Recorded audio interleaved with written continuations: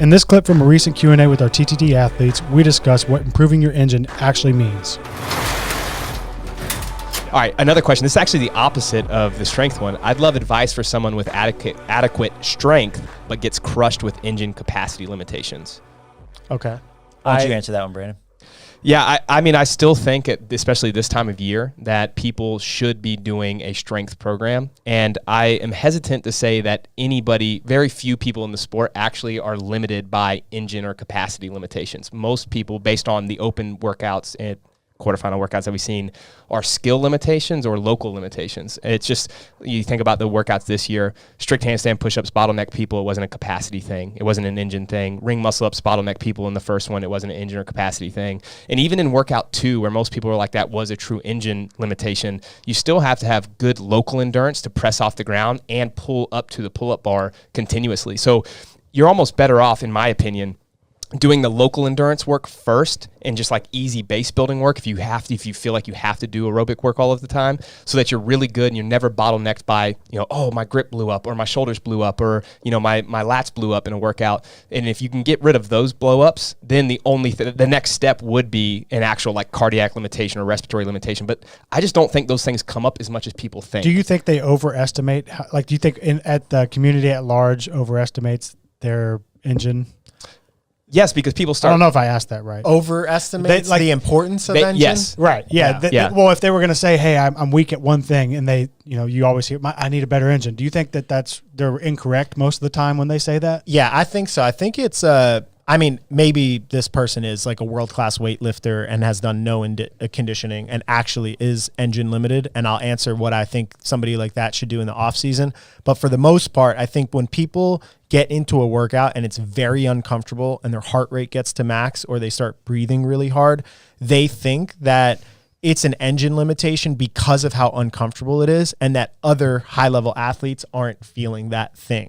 And a lot of times they want to get that feeling more often so it feels more normalized and it doesn't feel uncomfortable. So they say, oh, my engine limited me. I want to do more engine work. I want to feel that more so I can get more comfortable and better at dealing with it. But ironically, if you do that, you end up running your engine down. And there's reasons why scientifically, but just say like you put out too much acid and too much lactate into your system all the time, and you basically can like lower your body's internal ability to have a healthy metabolic system. So the answer to the question, if you truly are engine limited, is kind of the same way that you would build your base and strength in the off season. You have to build your conditioning base, which is generally mobility, structural strength, and then lower intensity conditioning. You could even go into the program and pull some of the conditioning from the endurance path. That would be good. It's lower intensity in terms of, in the fitness, if you have the complete program, you could pull that. But so if you're only in TTT Compete, we have Complete, which would get you access to our TTT Fitness, which is where the endurance path is housed. Yeah, and endurance work out of the CrossFit setting is generally the best thing to build engine. I know that's kind of like controversial in CrossFit in some places because people want to do the high intensity work, but the lower intensity stuff on bikes, on rowers, on skis, you can build more volume of it. It actually targets the heart and lungs and muscles better for endurance work and could just be an easier way to build the base. But to Brannen's point, most people don't need that. She just responded, that was my question. Yes, I'm a weightlifter. So another thing to add with the upcoming cycle is the CrossFit style progressions that we're including are based on improving muscle endurance limitations. But that would be, this is just my opinion, just based off seeing a bunch of really good athletes and then a bunch of just general population athletes.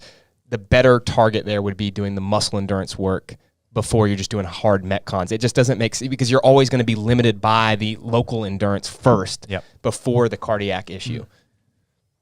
I agree. Sorry. Cool. I cut you off. I apologize. No, that was good. I wanted you to elaborate on the progressions you wrote. So. Yeah. Basically, the CrossFit progressions will also be off-season engine development exactly as well. Right. And you would pull that out for the people that are doing it strength bias, but for someone like her, do that. And then you could add like 15, 20-minute easy bike warm-ups 5 times a week. That gives you 75 to 90 minutes of total EN2 or Zone 2 work in your training, and that could just be a good way to build total volume. Yeah, I think that's a great way. So you could do the endurance work, that's the kind of the muscle endurance work, that's the CrossFit. It's going to look different than the open prep, right? The open prep, we were doing a lot of true hard CrossFit because we were getting into our season.